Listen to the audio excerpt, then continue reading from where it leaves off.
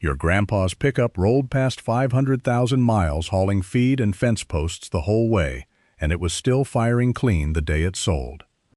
Your neighbor's modern truck just threw a rod at 156,000, and the dealership quoted him 11 grand to put in a motor.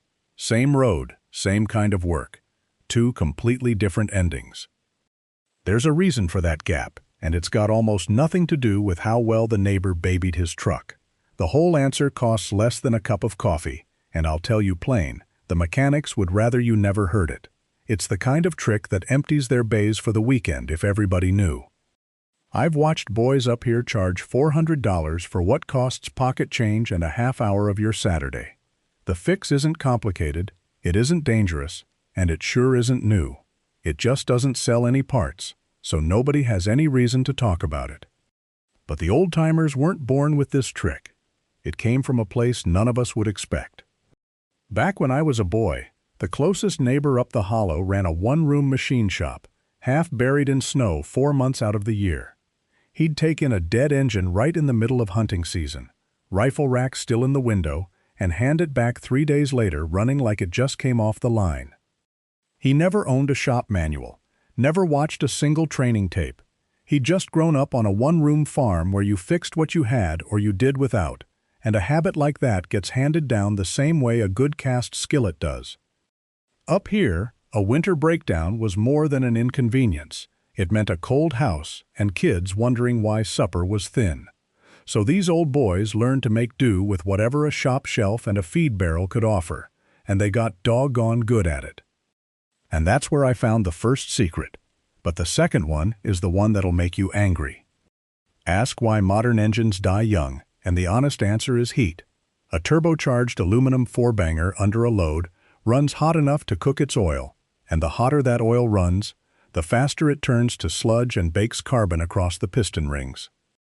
Now add in the wear point folks skip, those skinny low-tension rings sitting right up close to the crown, and a handful of short trips a day leaves fuel in the sump that never gets burned off. 3 killers working at once: heat, broken down oil, and a plugged ring pack.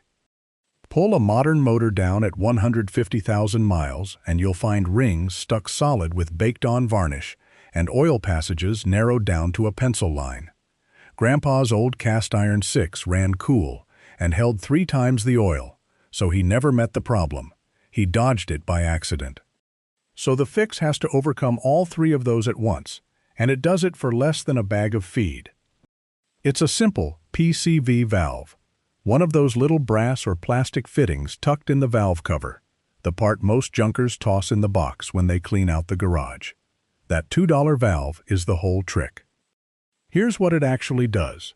Your engine breathes, and as that blow-by gas pushes past the rings, the PCV valve keeps the crankcase pressure from building up and pushing oil where it's not supposed to go. A clean one does that job perfectly for years.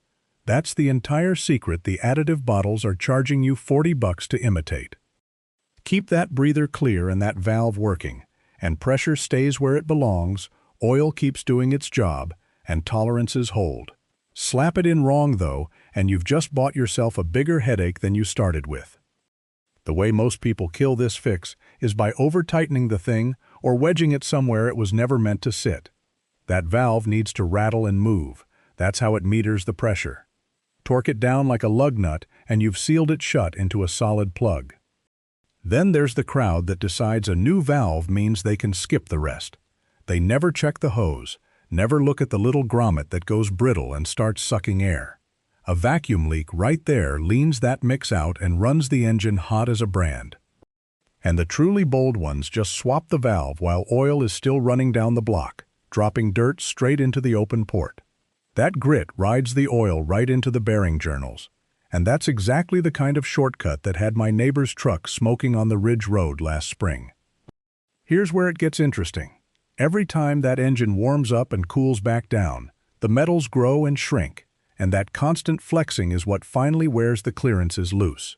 A valve pulling steady vacuum keeps the crankcase dry and the rings seated, so that wear happens at a walk instead of a sprint. And it's not the oil alone doing the work. That coolant loop you check every fall, the one carrying heat away from the block, It only protects what it actually reaches. Grease and sludge love a hot, quiet corner. Keep the system healthy, and every moving part opens up room to do its job. Get all that right, and you stop chasing leaks and burning oil. You just maintain. That's the difference between a hobbyist and a man who hands an engine down to his grandson. But here's the part that'll really grind a mechanic's gears. There's a second, even cheaper way to get the same result, and it's been sitting under your sink. Plain dish soap, that's the one. A $1 bottle that's been under your sink this whole time, doing the same job for 1/100th of the price. It works on the exact same principle. Break the surface tension, let that old oil pull loose and drain. In a pinch, it saved many a mountain engine that wouldn't have seen another oil change from a city mechanic. The catch is what it does over the long haul. Dish soap strips grime, sure, but it's not gentle about it. Run it too often and you're washing away the good thin film of oil that keeps metal off metal. Now, it works, but I'd never run it for years on end, and here's why that matters more than you'd think. It comes down to a habit the old-timers treated like Sunday church. Change the oil on a schedule, not on a warning light. Every 3,000 miles or every 3 months, whichever came first. They didn't wait for the dipstick to look wrong, they just did it.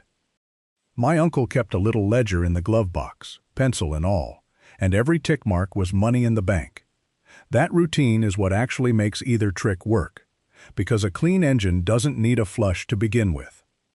That habit alone saved my uncle's tractor twice, but the third time it saved, it wasn't the tractor that mattered. Now for the part nobody tells you. Age catches every engine, no matter how well you treat it. The honest numbers.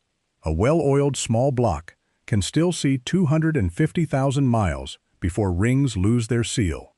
This trick isn't magic, it's maintenance, and maintenance can't rebuild what's already worn. So if you're sitting there thinking this'll resurrect a 500,000-mile clunker that's been knocking since 2004, it won't. It fixes carbon and sludge, not scored cylinders or a cracked head. Keep your expectations on the ground, and it'll treat you right. But here's the thing I keep circling back to. A young engine and an old engine respond differently to the exact same care, and I've watched both.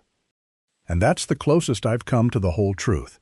But there's one thing about this that flat out makes no sense, until you hear the story behind it. Here's the part nobody wants to say out loud. That $2 part, the one that keeps an engine true for 500,000 miles, it costs a dealership maybe 1/100th of what a new long block runs. Do the math slow, the way my granddaddy did his figuring on a napkin. When every car that comes through the bay is a candidate for a new engine, a part that stops that sale is a part that costs somebody a paycheck. That's not a conspiracy, it's just arithmetic. I had a mechanic friend up in the Hollows, good man, honest as a flat bar. He told me once that his service manager kept a short list of parts they'd always recommend replacing by mileage, and every single one of them was a part that could be fixed for pocket change in the driveway. He quit over it, eventually. Said he'd rather lose a job than lie to a man who trusted him. So that's the story, the whole of it. The trick isn't dangerous, it isn't illegal, and it doesn't hurt the car one bit. It just hurts the monthly numbers on a dealership's board. You show up with an engine that's still pulling strong at 400,000 miles, and somewhere in the back office, that's money they were already counting. So now you've got the whole secret. But before you head to the shop, there's one decision you'll have to make first. The honest question isn't whether the $2 fix works. It's whether your engine is worth saving at all. Because I've seen men spend $300 and a full Saturday on a motor that was already breathing its last, and I've seen them walk away from one that just needed patience. You got to know which one you're holding.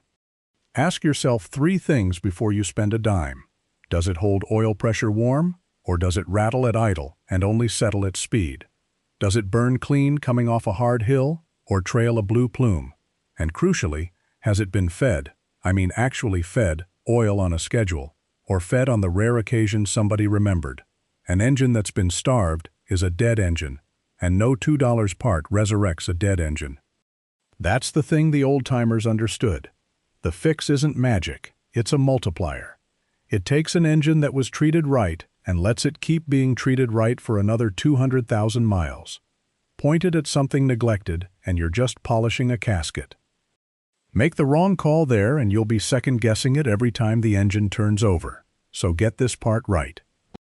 Now the good part, the signs old ears listen for when they crawl under a truck. Your engine's asking for this fix, long before it ever breaks down on you. It just can't talk, so it talks in smoke and sound. The first one is the cold start rattle, that little chatter first thing in the morning that smooths out in 10 seconds. That's your oil draining back to the pan overnight, and your metal surfaces meeting dry. The second is a smell, a faint hot oil whiff when you shut down after a long climb, like a bakery for burnt bearings. Watch the smoke when you start it cold and let it idle. A puff of gray at startup, then clear. That's the telltale. And watch the dipstick at oil change. If it comes out streaked, or the level drops a quart between changes with no puddle under it, that oil's going somewhere it shouldn't. Once you know those signs, you'll notice it everywhere, including one place you'd never think to look. The sign you don't expect is the hardest one to learn, because it's not in the engine at all. It's in the oil filter you take off at every change. Cut that filter open with a hacksaw, spread the pleats out, and read what's trapped inside like a man reading a ledger. A few tiny metal specks, that's normal wear. Everybody leaves tracks. But when the pleats come out shiny, when they've got the glitter of a Christmas tree on them, you're watching a bearing being ground away one grain at a time. The engine still runs smooth, still pulls strong, and all the while it's bleeding out in there where nobody looks. That's the old-timer's secret. You don't wait for the knock. You don't wait for the smoke. You let the filter tell you the truth months before the engine will. It's the difference between fixing a habit and fixing a funeral. So there it is. $2 worth of oil, one steady habit, and the nerve to look at what's actually coming out of your engine. That's the whole long haul right there, 100,000 miles at a time, taken care of the way the old men took care of everything, slow, steady, and cheap.